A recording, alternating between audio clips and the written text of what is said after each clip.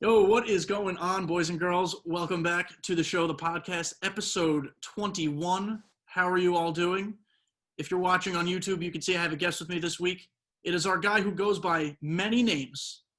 Don't call him his first name, but it's Cubsfan004, a.k.a. Cubby, a.k.a. Cubs fan, a.k.a. Papa Corn, a.k.a. this week's guest. What's going on, man? Not a whole lot, man. Just been it's been a busy day for me. Dealing with a lot of PC issues, so I'm currently on my phone. But yeah, it's been a good day either way. How are you? I'm thriving in quarantine, but I'm thriving. Yeah, It's been okay. You know, my girlfriend got COVID. I was exposed. Think we're both okay, totally fine, but we've just been spending some quality time the last week and a half. We're doing all right. yeah. Just make sure you don't. Hey, make sure you don't go mad during this because it's easy to go like absolutely insane because I was within my first like half of the week of my quarantine, I was sitting there like, I need to go outside. I need to just get out of this place. You would think like being in quarantine and being able to just like constantly do content the entire time and not have to go to work, it would be great. But then you're sitting there like, oh my God, this is awful. No, I've been taking solace in my 30-second walks to the dumpster to throw the garbage out, so that's been nice, just to get that brief experience of fresh air and then you come back inside. But we're staying safe. We're doing well. And That's good. I'm really happy you're able to hop on. I know the PC issues are a little annoying. But before we hop in, so I always say in the intro that I'm going to read 5-star reviews. And I've forgotten to check the last couple of weeks because I hadn't gotten really any reviews in a while, and that's fine. I know everyone just likes to listen and pop out. Totally cool. But we got one, and I don't know the person. So that means it's a real one. So I'm going to read it. Thank you very much, Matty Fresh 87. Quote now, these are not my words, and I did not pay this person. This podcast is amazing. He dives into what is currently going on in the game and does great interviews with other content creators. A little bit of everything in the show. My only wish is to have more shows. Keep up the good work. So thank you, Matty Fresh. More shows probably aren't coming. Just putting it out there now. One a week is the way we rock, but I thoroughly appreciate you for listening and leaving the review. Guys and girls, whoever's listening, if you want to leave a review, I'll shout you out. Only if it's a 5-star nice one. We're not going to do negativity here. This is a positivity fest on this show. But, Covey, so you've got your own podcast, been on hiatus for a little while. And we might be coming back pretty soon. So you want to plug it, tell the people what you're about? My podcast is called Out of Bounds. I've been doing it for close to 2 to 3 years now. It's quite similar to this podcast, but in a sense that I'm not we are interviewing content creators, but I'm interviewing content creators. I've interviewed athletes. I've interviewed DJs. I've interviewed everybody in the spectrum.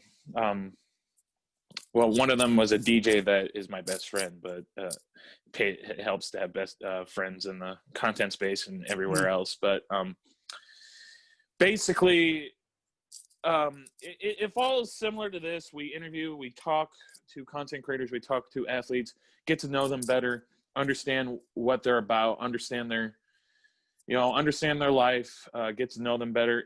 You can somewhat say it's similar to Hot Ones, but without the wings and without the hot sauce. But okay.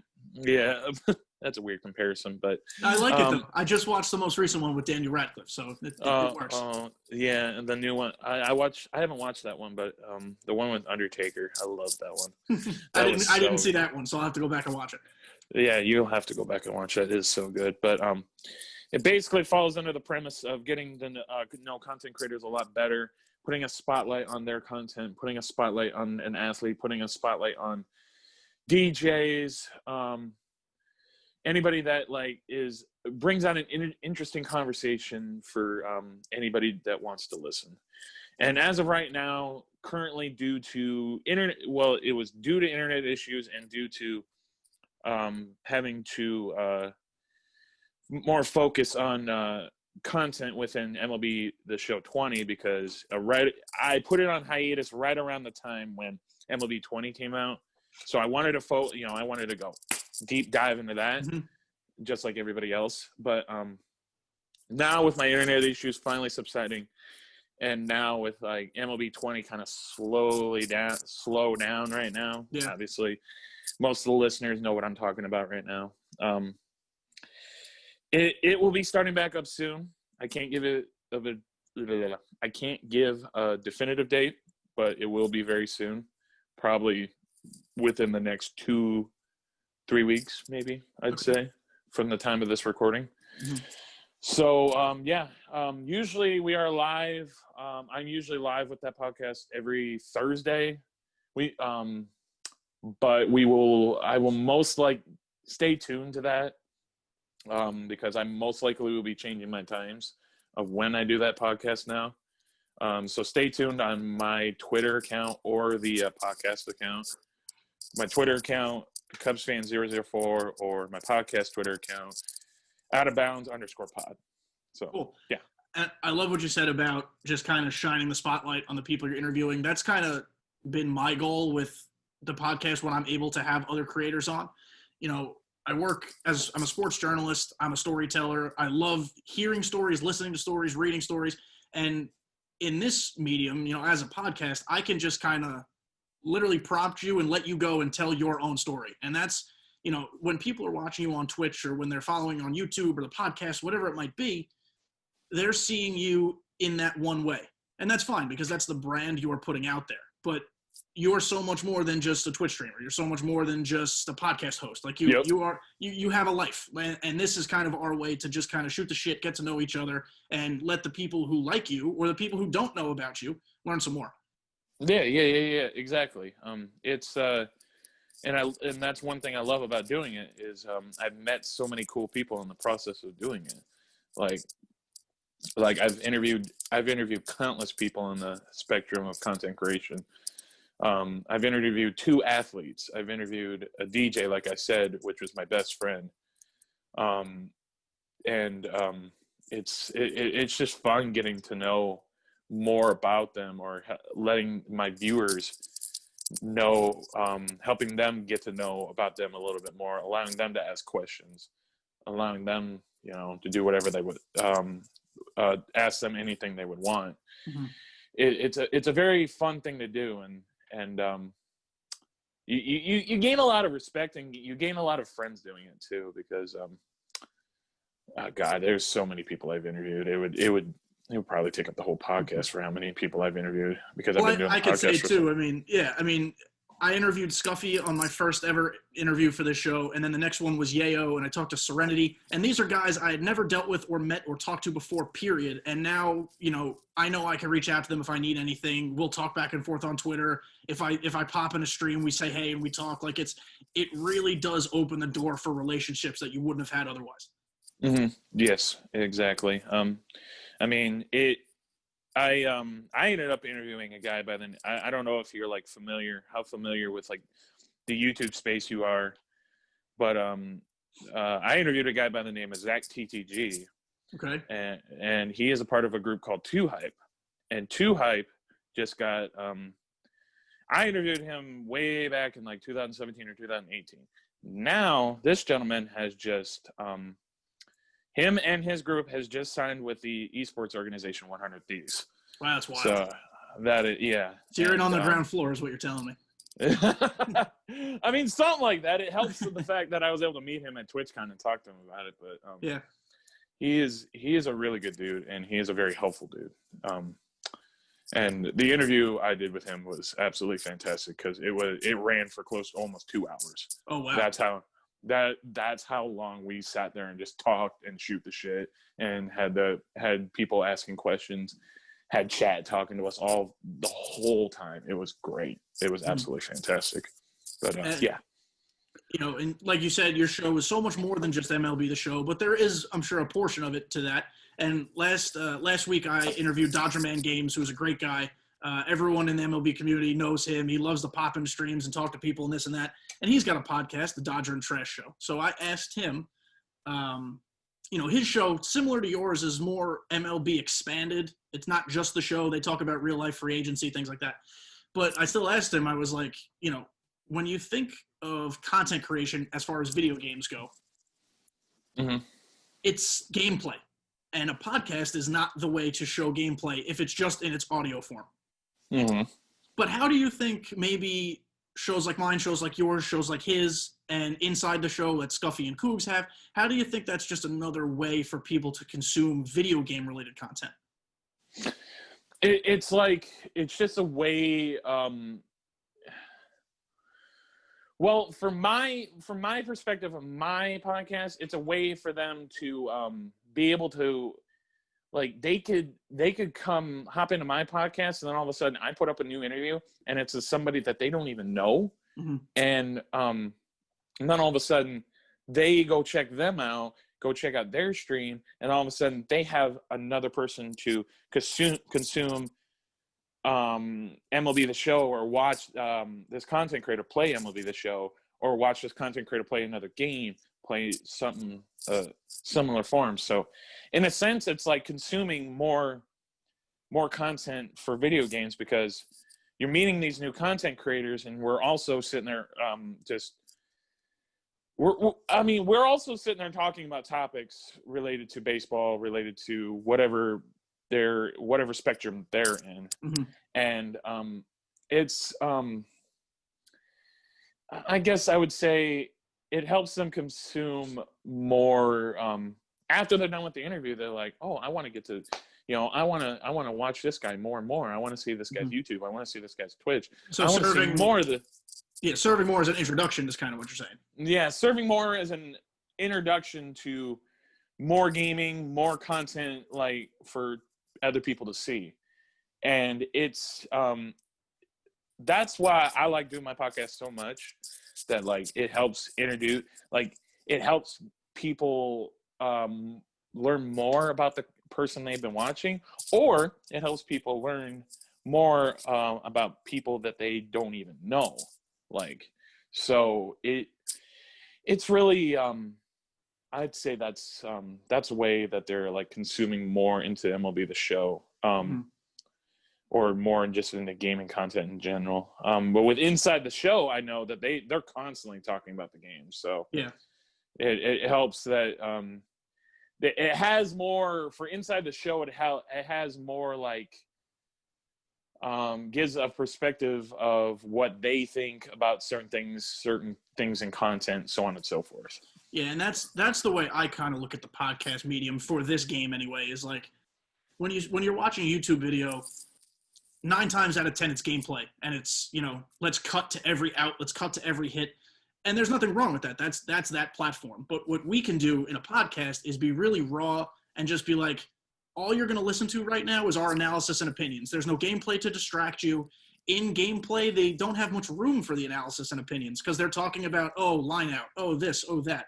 So we have the ability to be like, listen, this is what I think, and you might not agree with this, but this is why I think this way. And that's kind of why I think it. Yeah. And that's the biggest reason why I do it. And that's the biggest reason why I'm going to keep doing it from now on, because it's something that I can't just drop like that, because it's become a part of me, and I want to keep it going. The only reason, like I told you before when we started the podcast, the only reason I stopped doing it for a while was to focus on other things. And then when I wanted to start it back up again, things would flare up.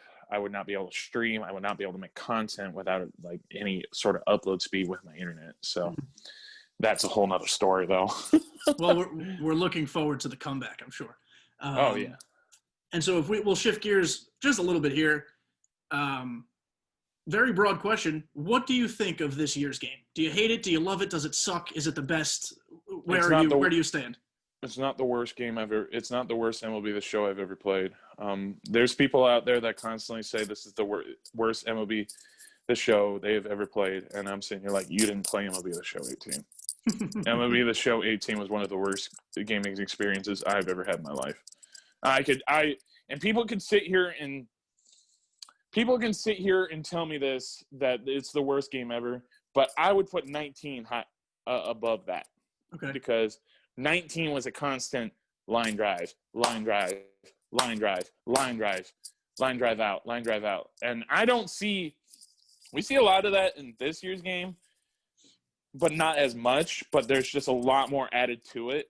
I still have a lot of fun with it, purely because of the amount of content they bring out. Mm-hmm. But as of right now, I don't think it's the best. Okay, I don't think it's the best in gameplay wise, because nothing will ever top MLB 16. Okay. But in terms of content, it is the best, bar none. I don't want to hear it. Hands down. I don't want to hear it. I will say on that front, I had this conversation with Ty Guy a few weeks ago. The content, top notch. We both agreed that the content itself, the volume of content, incredible. The release schedule for some of this content is a little confusing, but like they can iron that out. Yeah, they need to. Here's the thing: they need to figure that out before anything, because that's their biggest issue.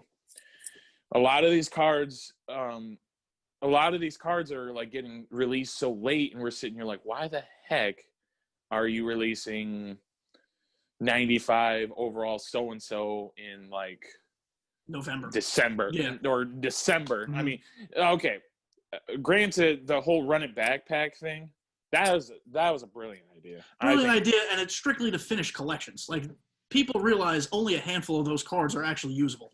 Yeah. And it fits its purpose of finishing collections, doing team builds, so on and so forth. Like, there's certain cards I've still been waiting for my Cubs team build. They're great cards too for like BR fodder when you get bored of the other diamonds you use. Like, they have their place. Not everyone is a ranked seasons goon. Some people like to play other modes. But, another thing that bothered me with content timing was like, this event that gave us Bellinger, Arrieta, and Verlander. Great event.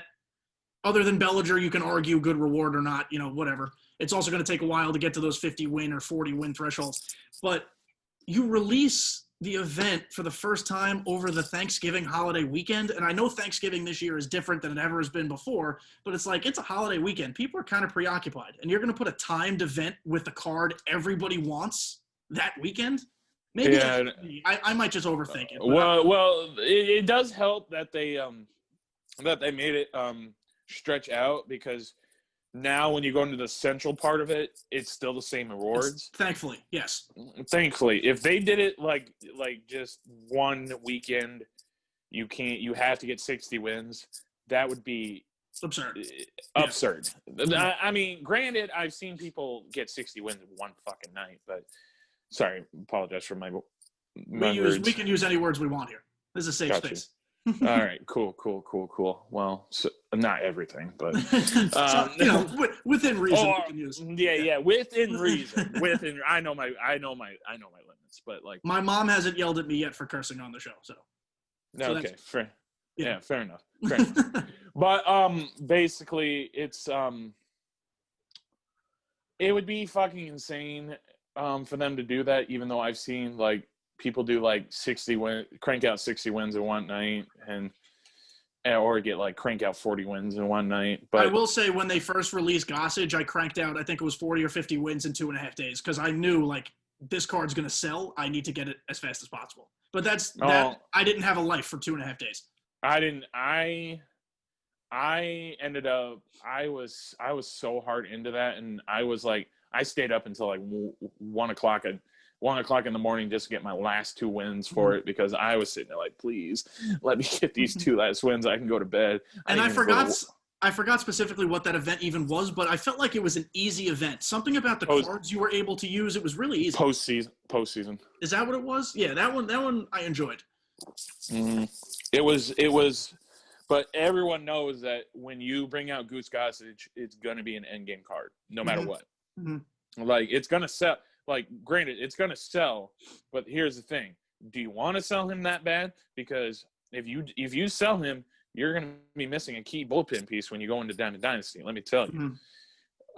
Mm-hmm. And he is like, he's good. He is good as advertised. Like, he is the righty Chapman, in my opinion, but with a slurve and more break. See, the only time I use him. I've tried every strategy in the book to fix my pitching. I think everybody else has too. But I will only bring him out of the pen after I've thrown a fireballer to start the game, because you have to keep that pitch speed consistent. The second you go from like finest DeGrom to Kenley Jansen, Kenley Jansen's going to get his ass torched because he throws so much softer in comparison. So you got to keep the velo up. Again, I'm just bad. So who knows if I'm actually doing it the right way. But that's the way I think of it. And that slurve is disgusting. It is. Yeah. And the thing is, with his with his hits per nine, his Ks per nine, all the way up, cranked up, like their PCI is just going to be super small. Yeah. Oh, super small. And they can't get, a lot of the people just, when they face it, they can't catch up to his fastball. And so that's why I keep him in there. But like the way they release some of these events, it just never made sense to me. And the thing that also didn't make sense to me, why it took them so long to make 90 to 95 overall live series cards a 12 win in events. Like, why did it? I thought they would have done that months ago, because it made it like there was a certain point in time where you would get these like high diamond, like these low diamond cards, and it is now gone, it's useless now because they're like 5K or they're like barely worth anything. So yeah, now you have the extra incentive to keep playing the event. Like, oh, maybe I'll get lucky and pop DeGrom. Even if it's Trout at this point, Trout's still 100-something K, but it gives you reason to continue playing on when otherwise you don't really have to do that. Yeah. It's well, now that just reminds me, when you say Trout, that just reminds me of the day when 99 Trout came out, and everybody was going absolutely crazy because, all right, I'm going to sit here and tell you this. I know some people in the community are listening to me, so I'm going to say this forefront to them. Stop hyping certain releases with clues that didn't come from them. We are the reason that people were, not we as in us two, but we as in the community at large, we are the reason people got upset that it was quote unquote only Trout. Yes, thank you. Yeah. We are the reason, like the whole community, we are the reason why we got so upset. You hyped yourself up so much. You all thought, you read into it so like too far in, and you got invested, and then all of a sudden you're like, 99 Trout, what is this? And then to some degree, we're all guilty. But yeah, it's also, we need to be smarter with context clues. Like, people are like, oh, the collection award is going to be Alex Rodriguez. No, you idiot. That would have been teased with the cover of the game the second they released the game that A-Rod is here. They would never just pop him in randomly. Like, let's be smart about the way we consider these things. Right. And that's what I'm trying to like, and they constantly do it, and the community still does it. Like, and I don't mean to like be yelling or anything, but like it's infuriating because the community constantly does this. And then all of a sudden they get upset at SDS. And I'm like, why are you getting upset at SDS? It's your fault. And at the same time, it's brilliant marketing. Putting the clues out. They want this. They don't care that people shit on them at the end. They got people talking about it and invested in what's going on. They don't care. They can't do, well, and it's gotten to the point they can't do the screenshot clues anymore because we figured it out like that. Instantly. When there's millions of people on Twitter following along, it's like someone's going to get it right. Oh, yeah. The internet will scour and figure out things like in the just like no problem. And I'm blown away by it. They're like, oh, it's Yankee Stadium at nighttime, but it's the visitor's shadow and the dugout's over here and there's a baseball in the middle of third base. It's got to be this guy. I'm like, what the fuck are you talking about? And they're right. Exactly. And they're right. I have no idea. Right. No, and it baffles me too. Like, but the Twitter account can't really do a lot of these hints anymore because of that. So, but this is my message to the community. Quit doing that. Like, you need to quit reading into these clues so much to the point where you're going to hype yourself up. Like, I saw people reading into these clues so much that they thought, oh, hey, we're going to get Mark McGwire. And I'm like, no, we're going to get we're going to get Sammy Sosa. Like, no. Like, come on, people. Like, get a grip. Like, it's crazy. And the funny thing is, like, when people started getting Trout, they realized, oh shit, this card is endgame. Like, the card is, as Cougs likes to say, the best card overall that DD has ever produced. Yeah. And it's at least it's top 3. It's easy top 3.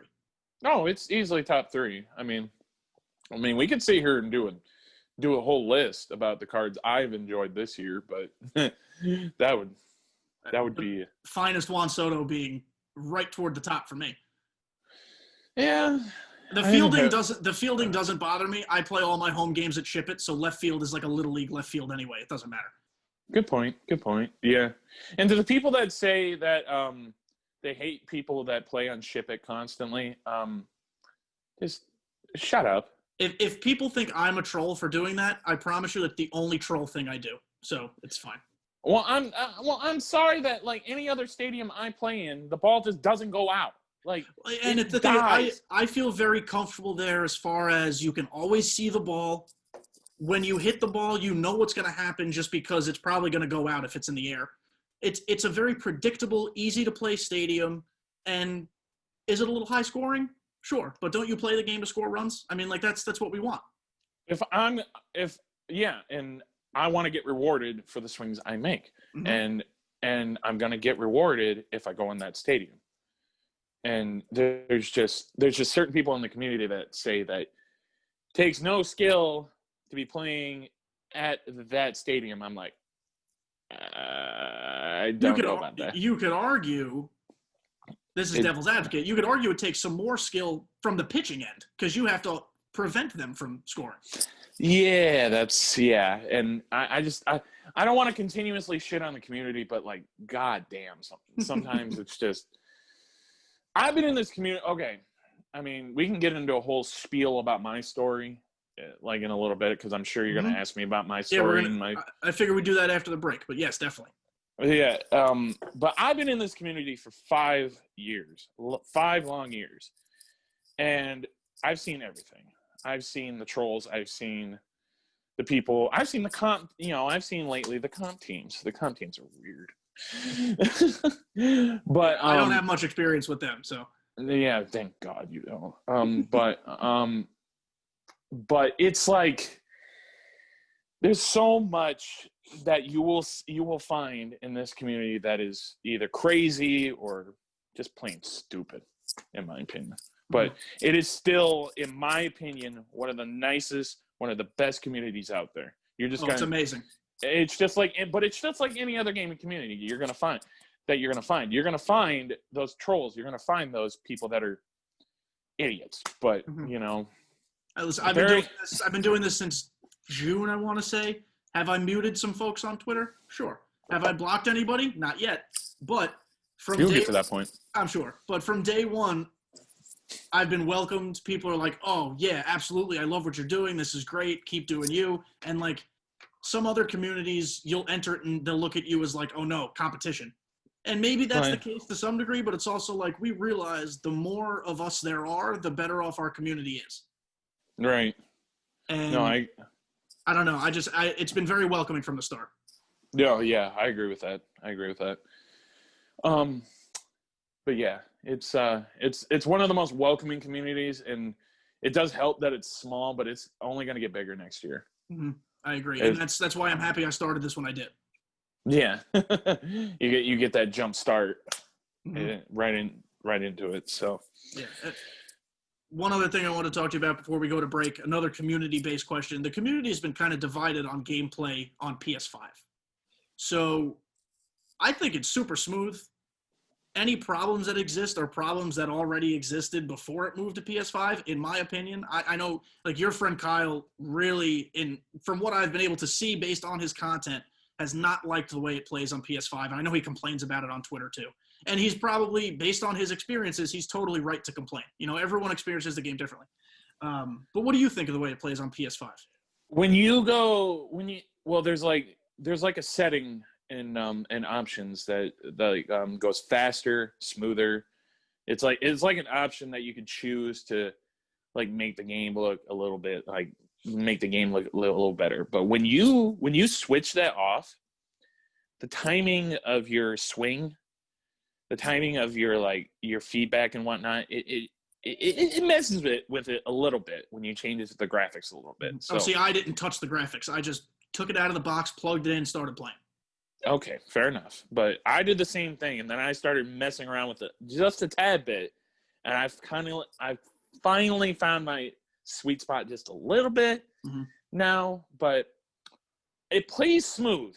But I can understand, the frustration that Kyle has, because when it plays smoother, it can play a little different because it messes with your timing a little bit. You're playing on a different controller. You're playing on a different console that is amped up to tenfold. It's 10 times what the PS4 was. Oh yeah, 1,000%, and it can mess with your timing. So as of right now, I have no problems with it. But when I started up, it was a little bit weird trying to figure out timing issues.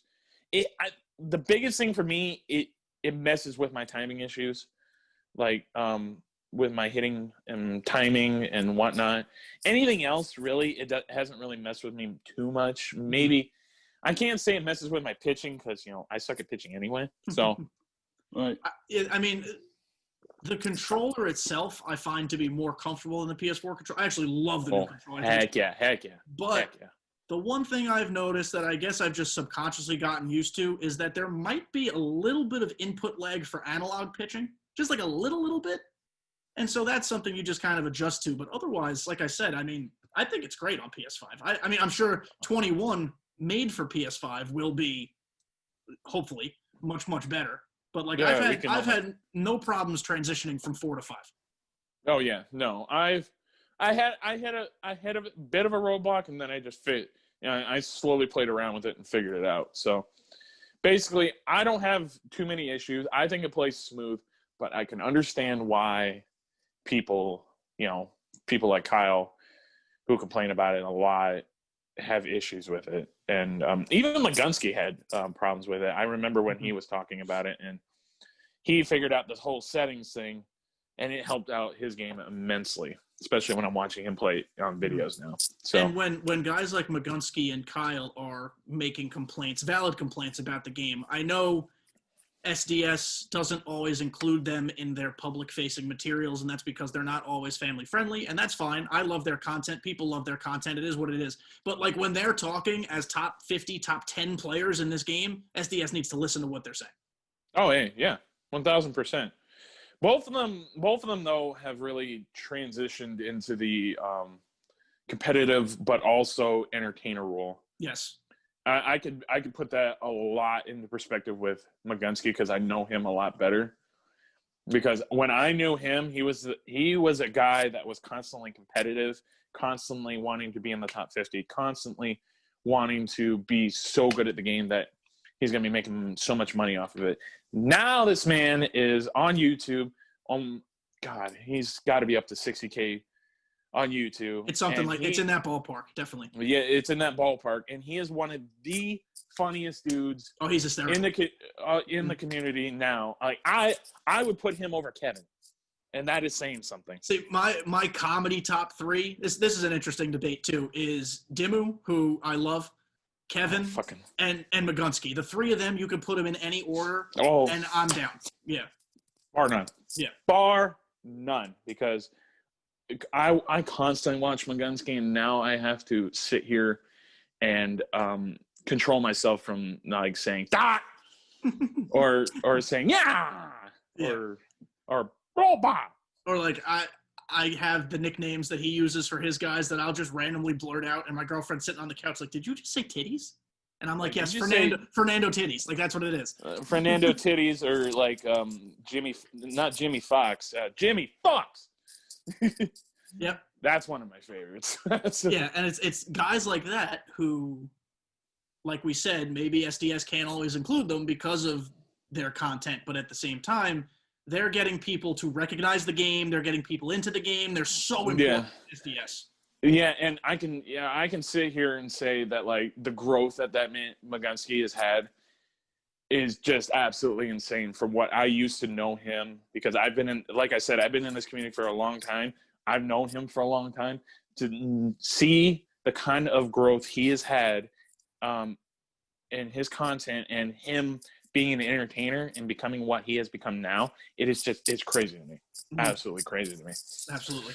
So, boys and girls, we are going to take a quick break. When we come back, we're going to talk about the Cubs. We're going to talk about questions from Twitter in an unnamed segment that I'm currently calling Questions from Twitter. We're working on the title. We're shopping it around. And we're going to talk more about Cubby and just his streaming career and things like that. But you know the drill. We're going to hear from our friends at Thrive Fantasy right now. As always, very excited to be working with my friends at Thrive Fantasy. It's a daily fantasy sports app that is based on player props. Thrive Fantasy has eliminated the need to do countless hours of research like those other DFS apps that we won't name, because it only asks you about the top-tier athletes in a respective sport. To play your NFL games on Thrive Fantasy, you're going to choose 5 out of the 10 player prop options to build your lineup, and each prop has a fantasy point total associated with the over or the under based on how likely that event is to occur. The more points a selection is worth, the riskier it is. Rack up the most points possible to win a share of that prize pool. So if you're looking to play games and make money during the remainder of this NFL season, which has been crazy, use promo code THESHOW, when you sign up for Thrive Fantasy today, and you'll receive an instant $20 bonus on your first deposit of $20 or more. That is $20 of free money. Download Thrive Fantasy in the App Store or Play Store, or by going online to www.thrivefantasy.com. Sign up and prop up today. So, you are a Cubs fan, and it's in your name. And we have a question from Twitter about the Cubs. But before we get into that, let's learn more about you. Tell us about your Cubs fandom. Tell us about your streaming career. Just kind of, I'm rolling out the red carpet for you. Let me know. To take a quote from Hot Ones, rolling out the red carpet. Right. My Cubs fandom goes back to like when I was like just a little short little kid, watching TV, watching baseball with my mom's side of the family, and constantly seeing Cubs baseball because their fandom on my mom's side is just my fandom's here, like their fandom's up here. Like they have like almost everyone in the family is a Cubs fan on my mom's side, and I absolutely fell in love with it. I fell in love with watching Sammy Sosa, fell in love with watching just any of the players, Kerry Wood, Derek Lee. After Sammy Sosa left, Derek Lee was easily one of my favorites. I love Derek Lee. Even as I'm a Yankees fan, and just as an outsider, he was a part of the Yankees organization, I believe, at some point. But just as an outsider, I love Derek Lee. Yeah, and I grew up like just loving watching Sammy Sosa. Like the fandom I had for him was absolutely crazy. Like I know like about what he did during that time, and I don't give a fuck, to be honest. Like I don't care. Like it was during a time when it was accepted. It was during a time when it was not it was not a bad thing to be doing that. I mean, obviously, most of the MLB didn't know that he was doing steroids, but like, without him and Mark McGwire, would we be having the MLB to this day? Well, and that's what I was just about to say is like, sure, they both cheated, and sure, they were both kind of dickheads about it afterwards, but at the same time, that home run chase made fans like you. Mm-hmm. And look where baseball as a whole is now. I mean, you take it with a grain of salt, but look at the positives years later. And with that, it helped them get stronger. It helped them, hit balls farther. But I know they still have that skill. I know they still have they still have that speed. Like Sammy was one of the best power hitters of his generation, and so was Mark McGwire. But I mean, Mark is, he's made things better over time. Yes, he becoming a coach and whatnot. But there's people like the Ricketts that have asked Sammy to apologize before he can come back to Wrigley Field, because he hasn't been back to Wrigley Field in years. And I'm sitting here like, what does he have to apologize for? Making you a bunch of money? Like, what do you want him to apologize? Yeah. He made your team a bunch of money. He made your team what it is today before you even bought it. Like, like what does he need to apologize for something that the entire all of major leagues was doing at the time. Mm-hmm. Maybe except for a few, like here and there, like like Ken Griffey Jr. or a few others. But it baffles me that that's why I feel that they need to be at a certain point in time, the writers need to get their heads out of their ass and vote them in to the Hall of Fame. Mm-hmm. Like as someone going back now to my sports media career, I used to work at a newspaper that, Yankees Mets, it was a Long Island based newspaper. And I know some of the voters. Like, I know them personally. I've worked games with them. Like, I know them. You've got the really, really bright ones who know what they're doing and understand stats and understand historical importance. And then you've got some of the older ones who are like, no, one guy a year gets into the Hall of Fame, sometimes none. We need to keep this prestigious. And if you cheated, there's no shot. And I'm like, well, if it's a history museum, which is what it is, right? It's a history museum. Is Barry Bonds not the most historic baseball player, or at least a top 5 historic baseball player? He is the greatest player, but he is the greatest baseball player of all time, bar none. I don't want to hear any other arguments. That man was absolutely insane. He was insane before he took steroids. Mm-hmm. He was even more insane after he took steroids, but steroids didn't help that swing. That swing was pure skill. Steroids didn't help that eye, which I think that was what you were just about to say. That eye is unbelievable. That eye is unbelievable. Like, you've heard the story about one of the greatest pitch sequences of all time, which was between him and Eric Gagne. Well, let's tell the viewers. I mean, refresh me definitely, but let's tell the viewers and listeners. Basically, it was Eric Gagne. Apparently, but like many years ago beforehand, they had talked about if they had ever faced each other, he would only get to throw one breaking ball the entire sequence. And he threw that one breaking ball, and it was just constantly fastball. It's basically just power against power against power. And he was, Gagne in his prime was throwing close to 100 and 102 in his prime. And so it was just power against power. Like I'm gonna throw the hardest I possibly can. Can you hit it? And just to all you viewers out there, go out there, search it up. Eric Gagne versus Barry Bonds. I can't remember what year it was, but it is an insane pitch sequence because you see Barry Bonds be early on 102 miles an hour fastball. Like, how in the world is that possible? The dumbest bat speed. Yeah, that is the dumbest thing I've ever seen. Like, and it is like you could even watch some of the interviews that Gagne did afterwards, and he will tell you everything about that whole pitch sequence. It is absolutely insane. And in the end of it, Barry Bonds ends up getting a 2-run homer against him off a steady diet of just fastball. And Barry Bonds is, I understand the whole perspective of like he cheated, but like that man had pure skill that steroids did not teach him. Like, that man had the and there's people that still make this argument to this day, which I never understand, that Babe Ruth of all people was a better baseball player than Barry Bonds. And it's that argument of like, oh, but he was a pitcher. Yeah, it was like 1930, and like he was throwing 88 and blowing people away. Like I'm sure he was a good pitcher then. He wouldn't have been now. Like you would put Babe Ruth when he was a pitcher, and then Barry Bonds facing each other. Barry Bonds would take him deep 10 times out of 10. 10 times out of 10. And it's just like, I think a couple of years ago, wasn't Phil Hughes shit on because he was like, I could strike Babe Ruth out? I guarantee he could. No, I mean, Babe Ruth is very, very good, but like current pitchers are throwing 98 with ease. That's Phil Hughes, something a lot of people used to see. Yeah, and knowing Phil Hughes, he could blow it right past him. In all honesty, and they're throwing different kind of pitches than what they were throwing in the 1930s and the 1920s.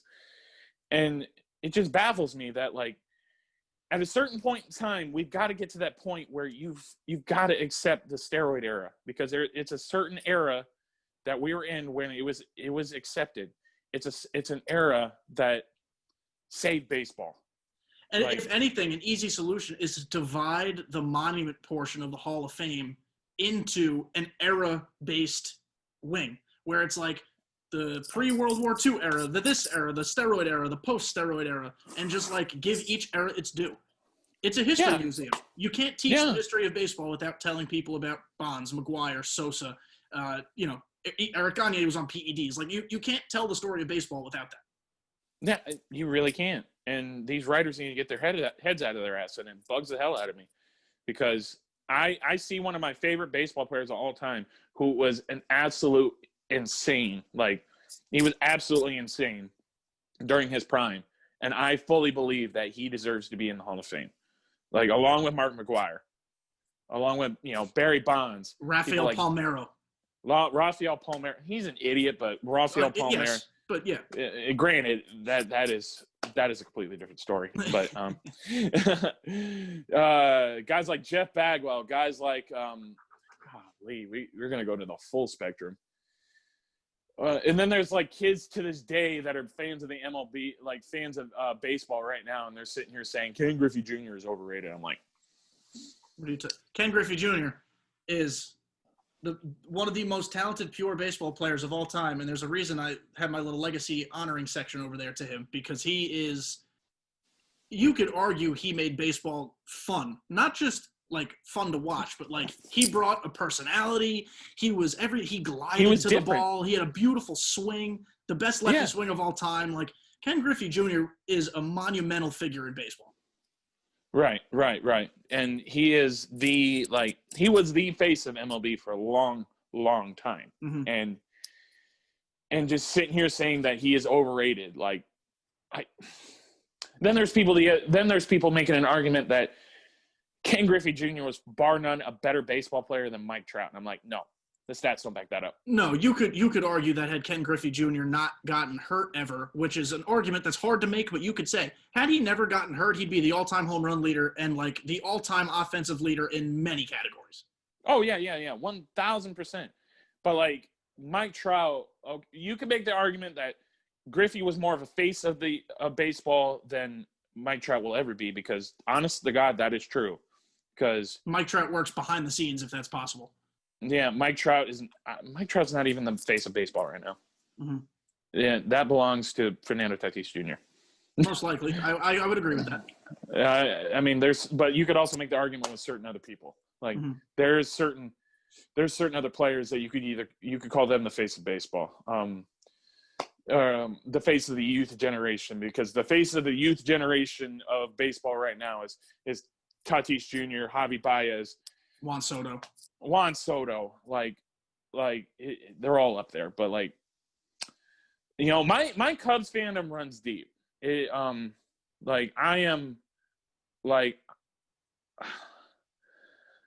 I mean, it's in my name for a reason. So, and I made when I was younger, we went to Build-A-Bear, and we walked into Build-A-Bear, and I made a bear with a Cubs jersey on, and named him Sammy. There you go. That tells you everything you need to know. That really tells you everything you need to know about my Cubs fandom when I was younger, and now it's grown tenfold since then. Past high school, I am constantly following them. I'm not watching every game because I'm constantly doing content creation, so I'm not always able to watch games, but I'm constantly following in the news. I'm constantly following in stats. I'm constantly, I see everything, and seeing that today or the last few days of the Cubs news, we lost Len Casper. That hurt. Any player on that team, maybe besides Anthony Rizzo, because Anthony Rizzo is my favorite player.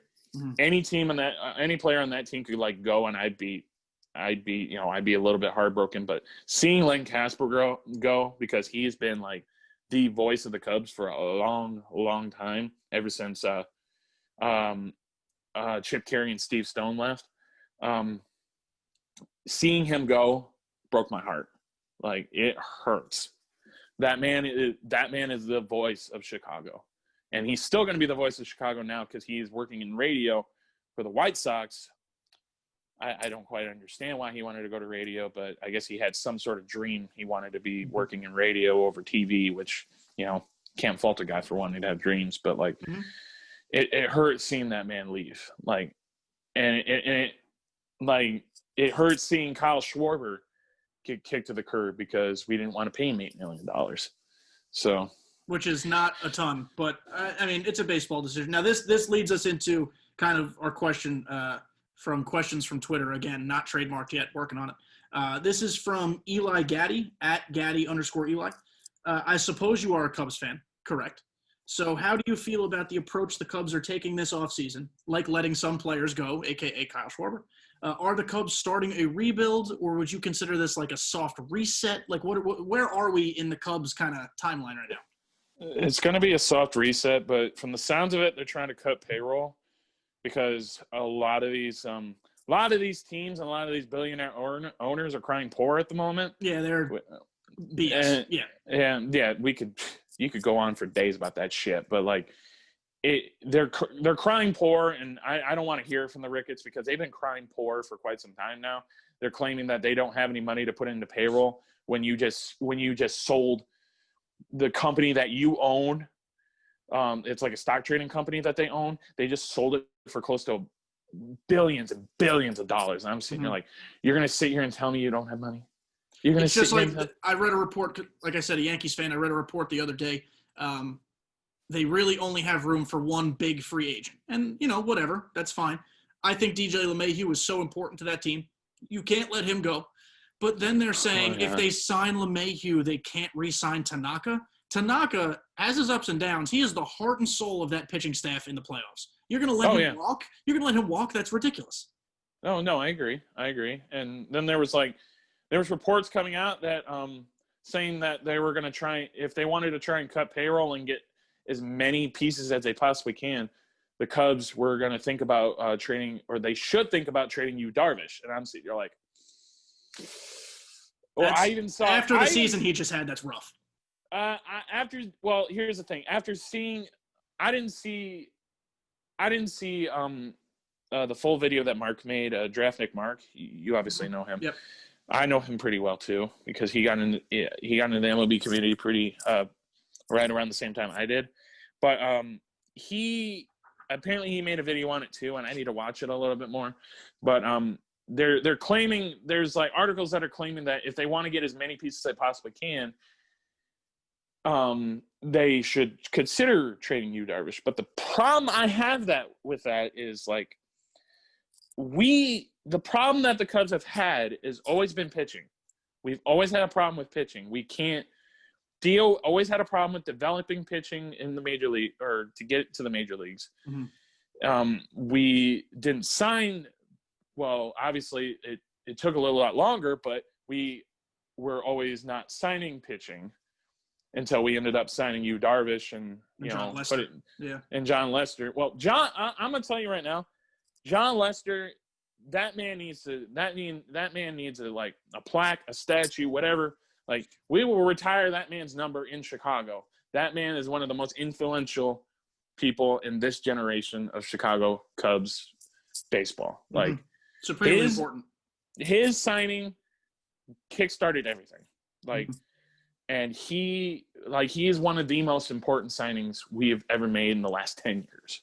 I don't want to hear any other argument. Like, he is the most important signing. But as of right now, with the needs that we have, and it's all comes down to pitching, and it all comes down to the fact that, like, are we going to be able to re-sign Anthony Rizzo again? Are we going to be able to re-sign Javi Baez, Wilson Contreras, so on and so forth? Like, are we going to be able to say, when his contract goes up, are we going to be able to sign Ian Happ? He's going to be there for a while because, he finally came into his own and started hitting pretty well. But the problem is we need pitching. Yu Darvish is that piece. Like, I mean, counterpoint to that though, like with the questions you just brought up, like are we going to re-sign Rizzo, Baez, Contreras, all these guys? If you're not confident that you're going to sign all those guys back, and you might be in a lull for 2-3 years as far as like more like a 500 team than a 90-win team, selling Darvish now gets you the ability to restock the farm system, get a couple young pitchers who in 2-3 years could be stars, and then, you're right back where you started again. That's where I was going to get with that is if Jed Hoyer were to get an offer that he cannot refuse, take it. Mm-hmm. Like, jump on it. Like, if you get an offer for, like, some of the best prospects out there, like, and some really good pitching prospects, some really good, maybe like a really good outfield prospect, jump on it. Like, I would not, and you would not, and like the Cubs would not have to foot any of the bill for Yu Darvish. Mm-hmm. Do it. And the reason, at least me personally, I would be so gung-ho to trade Darvish right now is I think he's more this pitcher than the bad pitcher he has been, but he's shown that he can just flip-flop back and forth for inexplicable reasons. Or, like, if he's injury-prone, then maybe the injuries linger and he's bad again. He just had an unreal season. Get rid of him now. Get everything you possibly can for him now. Sell the highest that you can. And make another free agent signing like a John Lester when you're able to. Like, that's kind of the way I look at it, because a team like the Cubs, even if they're being a little chintzy right now, they've got money. Everyone knows they've got money. A year or two from now, they could sign the best free agent pitcher available, and no one would be surprised. Yeah, and that's the biggest issue, though. Like, I don't know. I'm like I said, it would have to be a really good deal for them to just pull the trigger immediately. But it would have to be a sell high, worth your time trade. Don't get rid of him for peanuts, but like now's the time to reach for the stars. No, yeah. No, I feel that, and that's the only reason I would ever make that deal. But knowing Jed, I don't know what's on Jed's mind at the moment. So it would definitely cut payroll for him. But as of right now, I think if you're going to cut payroll, you'd have to get rid of Craig Kimbrell. But, And is Jason Hayward gone yet? Soon, right? It's got to be soon-ish. Though, to be fair, he did have a better season this year and the year prior. Like, he's been better than we thought, but nowhere worth his contract. Oh, no. He'll never be more worth in his contract, because it was a good signing in theory, but, like, we just pay him too much. Mm-hmm. Like, honestly. And honestly, I don't know, because it's tough to think what's going on in Jed Hoyer's mind, because now Jed Hoyer is the man at the helm, because Theo has finally walked away. But which I'm going to be very honest, all Cubs fans kind of knew that was coming. And Theo did what he came there to do. No, yeah, he did what he did what he was going to do, and he got us a championship. But the problem is, our problem is right now, the core never got any better after that. Yeah, I think Theo and upper management kind of rested on their laurels a little bit and was like, look what we just did with this team. Why change it? And then they didn't change enough, and they fell back. Yeah, and it all started when Dexter Fowler left, because we didn't want to foot the bill for a leadoff hitter, and then we just lost that guy that was pretty much our heart and soul in the leadoff position. And he goes off to our rival in the St. Louis Cardinals, and God, I miss that man. He was such a good player for us. But honestly, I don't know at this point, because I can tell you right now, Yu Darvish, it'd be tough to sell him now, but if you got the right price for him, do it. Chris Bryant, he needs to go, because he wants too much. For God knows what reason, he wants too much money, even though he has not gotten back to what he used to be. Yeah, and even if it's kind of selling low-ish on him, Darvish and Bryant, in my eyes, are the only tradable assets, like legitimate assets, on the team right now. So how else are they going to get better unless they do something creative? Yeah, in theory, you could trade Kyle Hendricks, because he has been up there when it comes to pitching as well. But the problem is,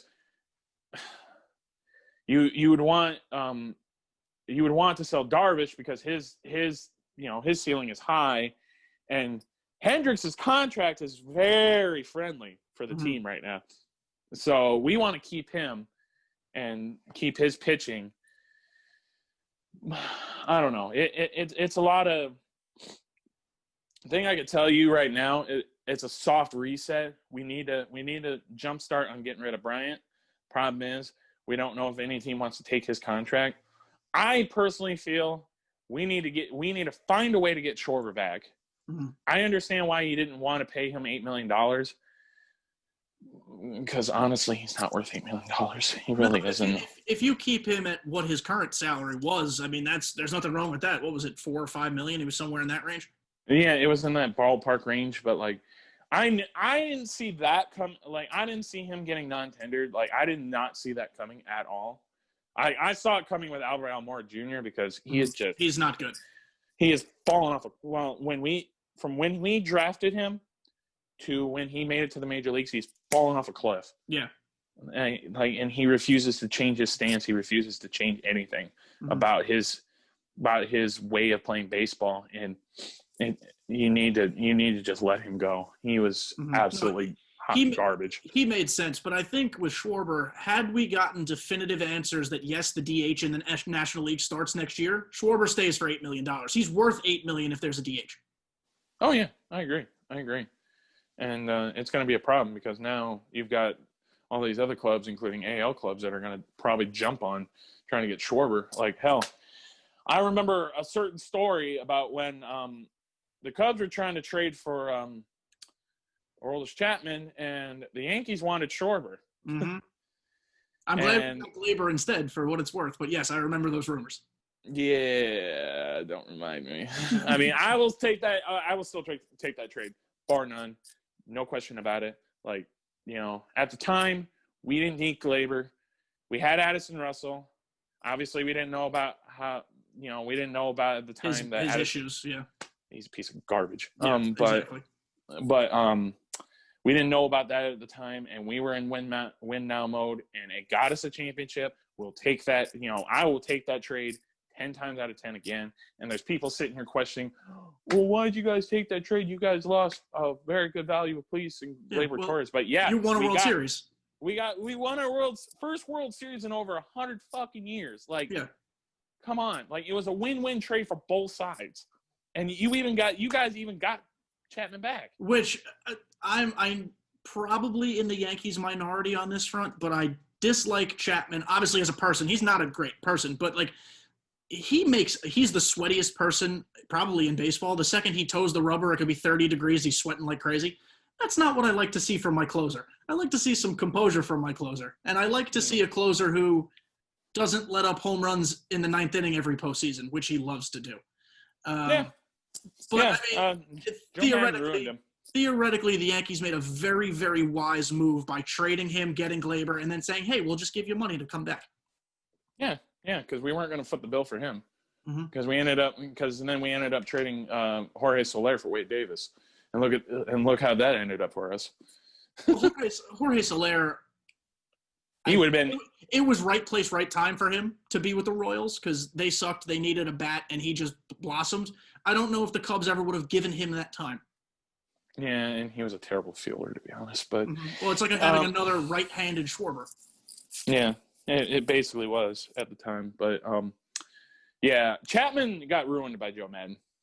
He did. He broke it. But that's, whatever. Yeah, he rode him to a World Series, and that's all that mattered.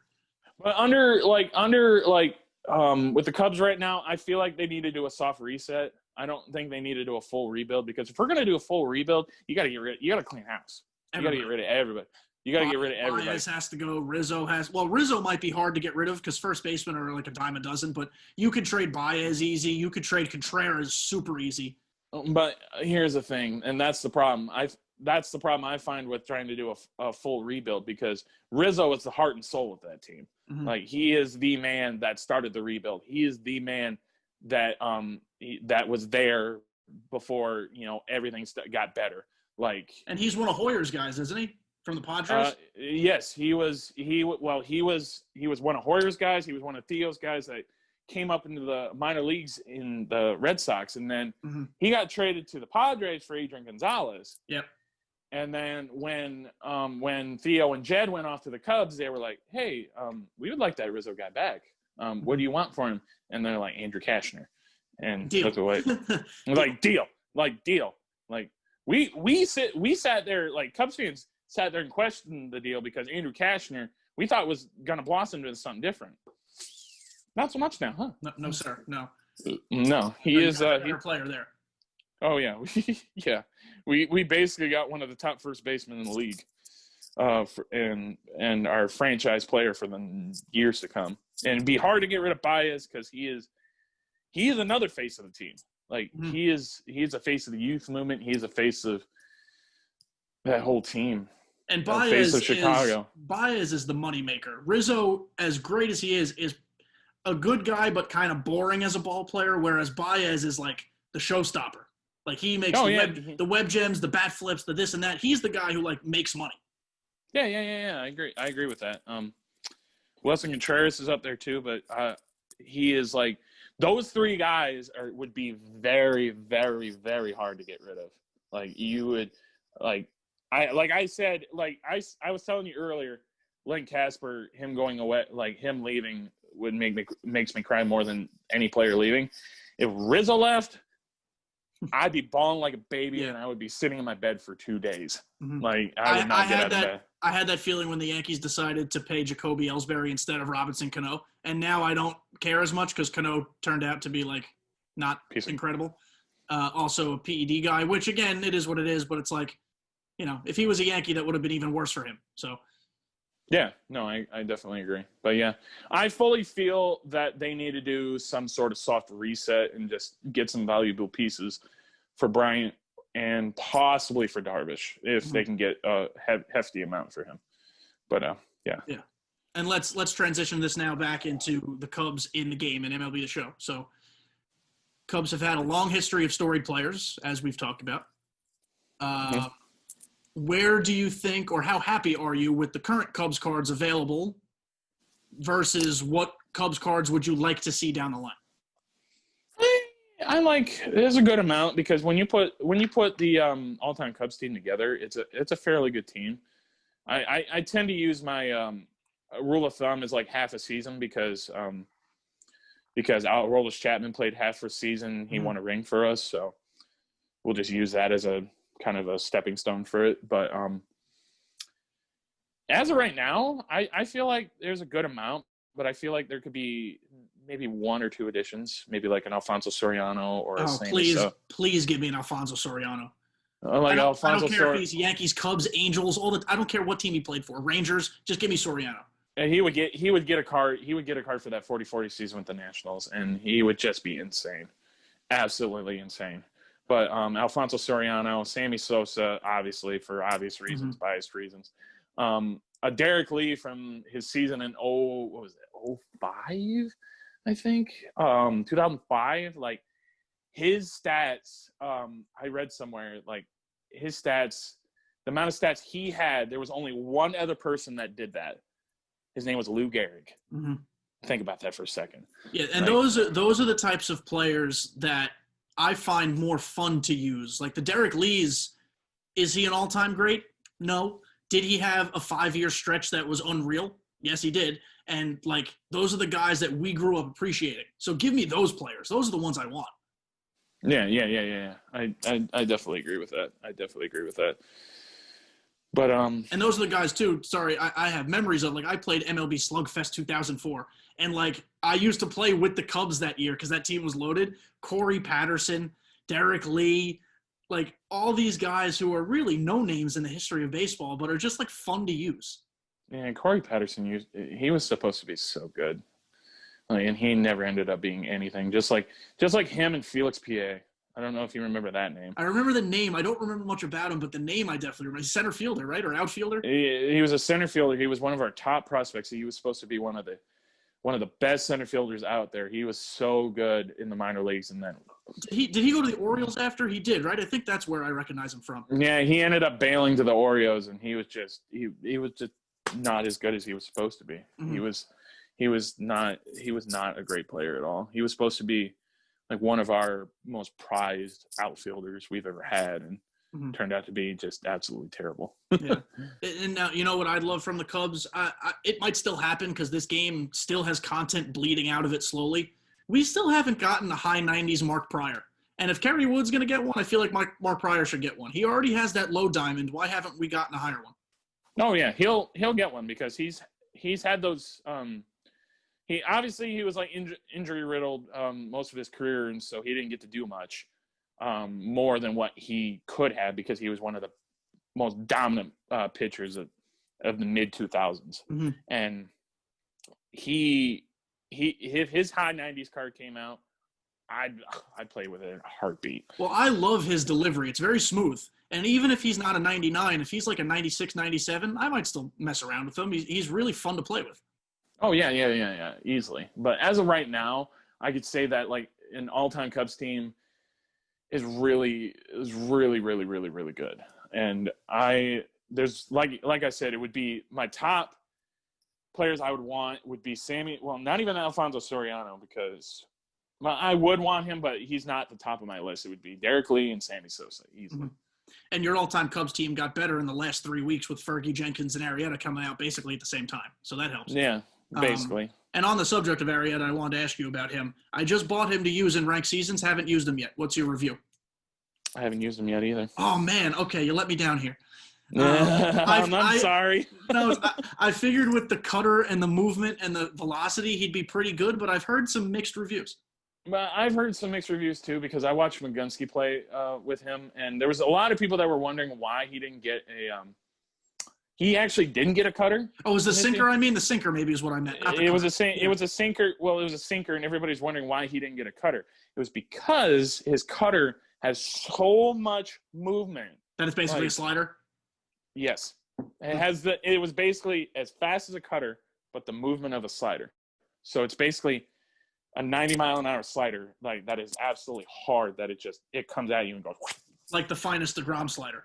Yes, basically similar to that. And people are sitting here wondering, like, why didn't you give him a cutter? Why didn't you give him a cutter? Because the movement on a regular cutter in the game would not do the justice of the amount of movement that man had on his pitches that year.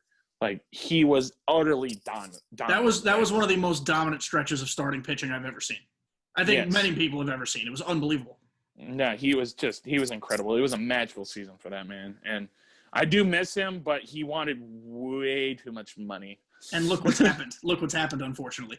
Yeah, I mean, we could we could take a flyer on him and bring him back, but I mean, that's what a lot of people have talked about, but I have not used him yet because I have not been able to get into the game the last couple days and finish my wins to get him. But yeah, I bought him off the market. I splurged a little $350K deposit right there. Yeah, I don't blame you at all because it's going to take a lot to get him. But I'm getting to that point where I'm getting close to him. But I want to get him. I want to get him eventually, and then round out my all-time Cubs team. So I think he's a fit. He's absolutely a fit. So listen, I mean, I think that's all we have to talk about. This has been an incredible episode. It's been a great conversation. I think we touched a lot of bases. Before we go, I know you kind of did it intermittently here and there throughout the recording, but plug yourself. Where can people find you? What should people be on the lookout for from you? And kind of just sell yourself. You guys can find me over at twitch.tv/Cubsfan004. I do have a YouTube, youtube.com/Packer006. The URL is different because I never changed it, but it still falls under Cubsfan004 on YouTube. I don't get much on YouTube lately, but you can find me on Twitter, Cubsfan004. You can add me on PSN if you want, Cubsfan004. I'm trying to think of anything else. Really not much else because I'm constantly on Twitch when I'm not having computer issues, obviously, as you guys saw in the beginning of the episode. Constantly playing MLB. I've been playing quite a bit of Among Us lately. That's easily become one of my favorite games when I'm not playing MLB. I'm live almost every day during the week, at 5:30, streaming I usually tell at the beginning of this, before the stream goes live, what game I'm playing. So, but lately it's been Among Us and MLB. But that's where you can find me in most places. You can find my podcast at OutofBounds_pod on Twitter.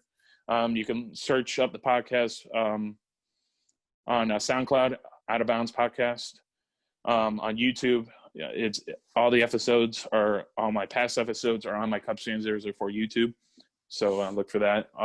So many great different ones you could find. So many different interviews that you will love to listen to.